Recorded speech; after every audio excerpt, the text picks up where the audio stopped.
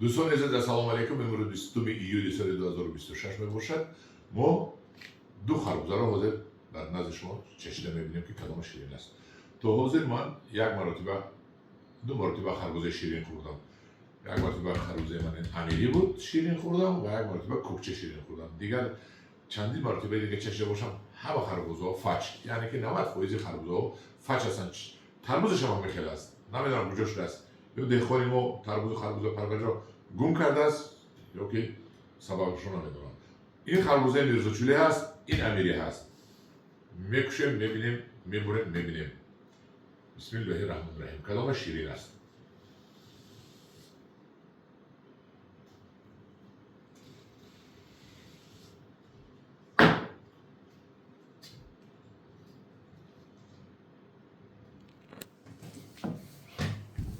من این داخلش بسم الله الرحمن الرحیم. انا ما بریدیم.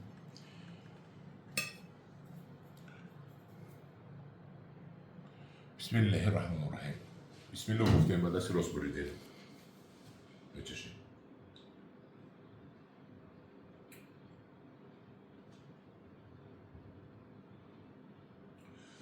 با مزهش برآمده است، شیرین.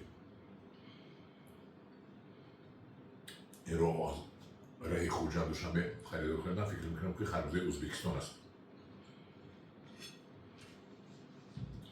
این رو این طرف میمونیم. شیرین.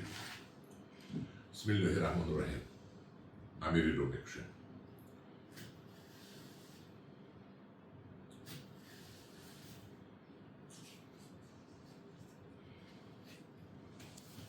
این داخلش سبزتر است منه.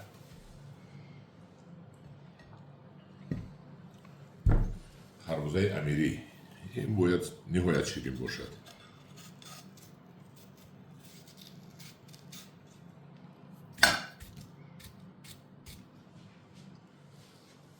بسم الله الرحمن الرحیم. این در رو حال میکنید. بینید نظرنامه بسیار میروند هم میگید خوردن این در رو حال میکنید. این شیرین تنها شیرین. این شیرینی با خوشمزه. برای همین فکر میکنم همین امیری ها همش با مزه است. چون که همین 3-4 امیری که من پدر هم خوردم همش با مزه شیرین. این هم نو شیرین شده است. از این خوردن فش بود. نو شیرین شده است. همداران عزیز در پناه خدا باشد و قدم معخود باشد یک تا لایک مونید که خربزه شیرین را در وجود میروید.